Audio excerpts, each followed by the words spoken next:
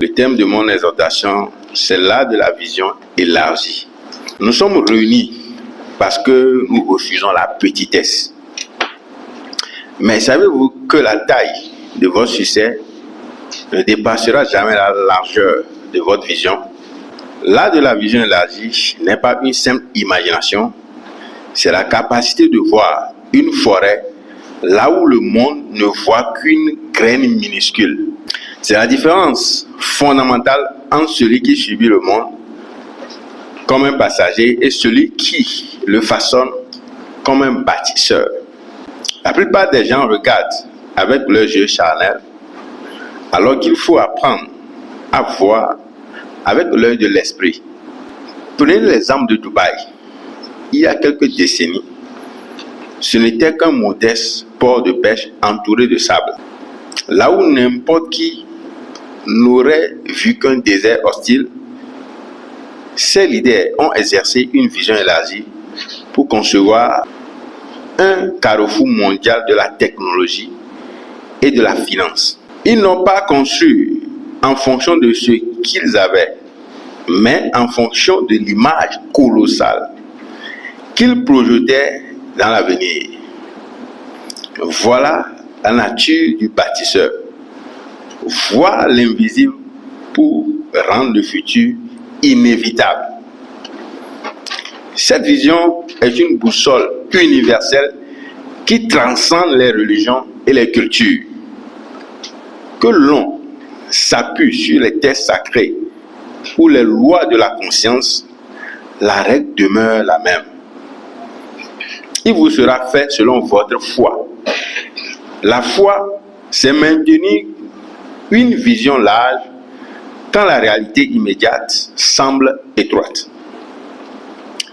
C'est ce qu'a fait Nelson Mandela, enfermé dans une cellule exiguë pendant 27 ans. Sa vision ne s'est jamais arrêtée au barreau de sa prison. Il voyait déjà une nation arc-en-ciel réconciliée. Sa vision était plus vaste que ses murs et c'est cette largeur d'esprit qui a fait tomber l'apartheid. Comme le coach Patrick Amapoyon l'enseigne, celui qui refuse d'être prisonnier de ces circonstances présentes finit par dominer son environnement. Passer de la survie à l'impact total, c'est aussi l'histoire de la Corée du Sud.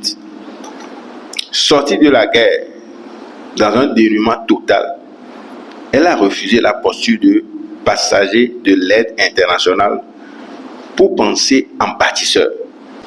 En élargissant leur vision vers l'éducation et l'excellence technologique, ils ont transformé un pays sans ressources naturelles en l'une des puissances les plus innovantes de la planète.